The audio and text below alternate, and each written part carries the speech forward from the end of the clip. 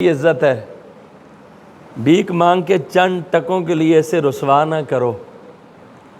جو بندہ پکا بھیگر ہے نا، بھکاری ہے، نبی پاک علیہ السلام ہمیں قیامت والے دن اس کے جسم پہ گوشت نہیں ہوگا، ہڈیوں کو ڈھانچہ لے کے جائے گا وہ۔ تو چند ٹکوں کے لیے لوگوں کی جیب کی طرف نہ دیکھو کہ یہاں سے مجھے کچھ ملنے کی امید ہے۔ اتنی عزت والا ہے یہ انسان، اگر مرا ہوا بھی ہو نا تو لوگ اس کو جنازے کے پیچھے نہیں رکھتے، اپنے سامنے رکھتے ہیں، کندھوں پہ 7-8 فٹ کی بلندی پہ اٹھا کے لاتے ہیں۔ اتنا تو زندگی میں بچپن میں ماں باپ نے اٹھایا ہوگا، پھر تو کسی نے نہیں اٹھایا اتنا بلندی پہ۔ وہ 7-8 فٹ کی بلندی پہ اٹھا کے لاتے ہیں، کوئی وزیر ہے، مشیر ہے، کندھا دینے کے لیے جناب دوڑتے ہیں جی۔ اس میت کے ساتھ جو 40 قدم چلتا ہے، سرکار فرماتے ہیں اللہ اس کی بخشش فرما دیتا ہے۔ مرے ہوئے بندے سے بھی اتنا فائدہ ہوتا ہے، اس مرے ہوئے بندے نال بھی 40 قدم ٹرنے نہ بخشش ہو جاتی ہے۔ تو اس نال ٹر کے بندہ فرعون بن کے نہ ٹرے نا۔ ساڑھے تے عاشق تے سادے لوگ انہوں تے ذکر کر دے جلدن عاجزی نال، انکساری نال، کہ یہ چند قدم ٹرو اس تے نال تے بخشش تدری ہے۔ اس مرے ہوئے بندے دی بھی اتنی عزت تے ویلیو ہے۔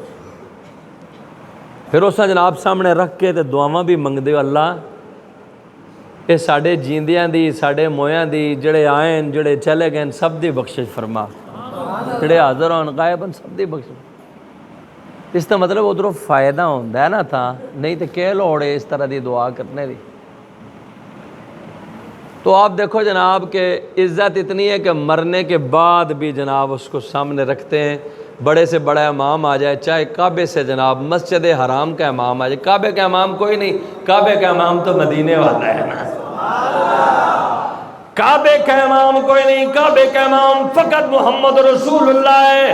اور خدا تمہیں لے جائے جب کعبے کا طواف کرتے ہو، میزاب رحمت ایک تیر کا نشان بنا ہوا ہے، وہ تمہیں اپنی منزل کا پتہ دے کے پکار پکار کے کہتا کیا ہے، حاجی ہو آؤ شہنشاہ کا روزہ دیکھو،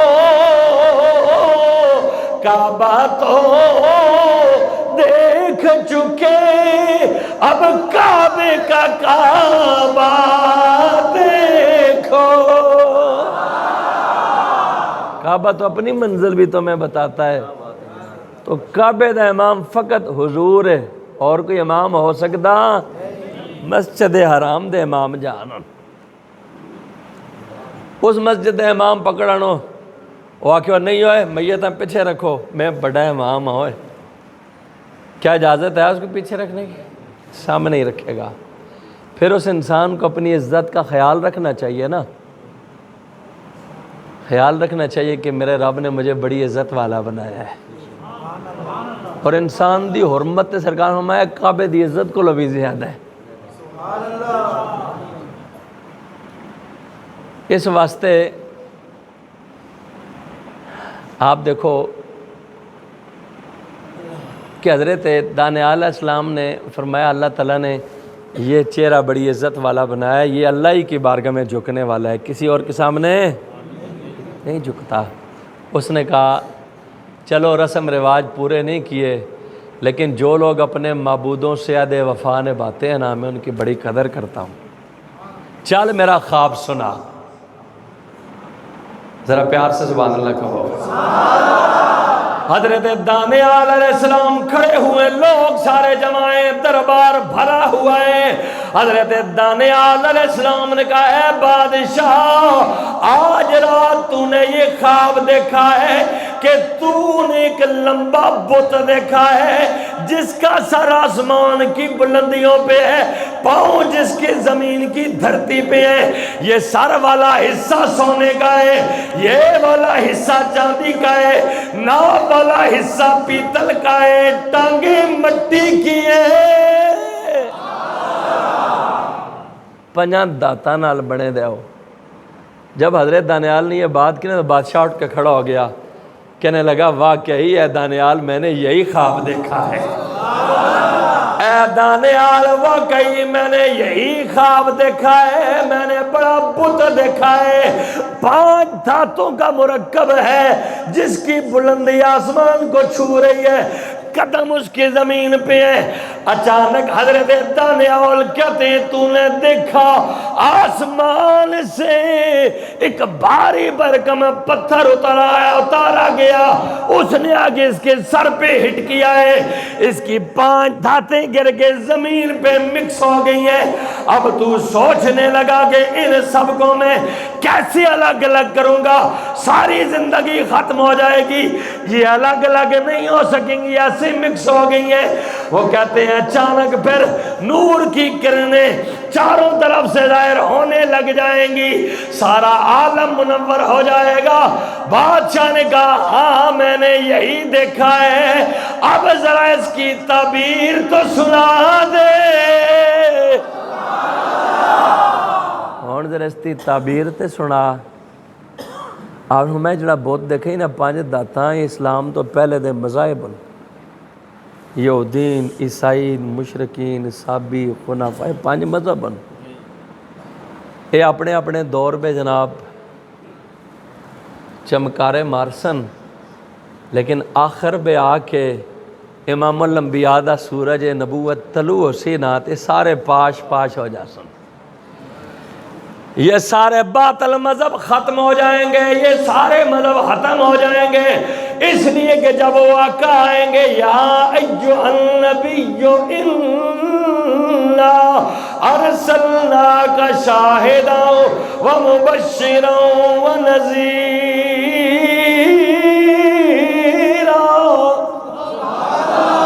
وداعیا الی اللہ باذنہ وسراجا منیرا۔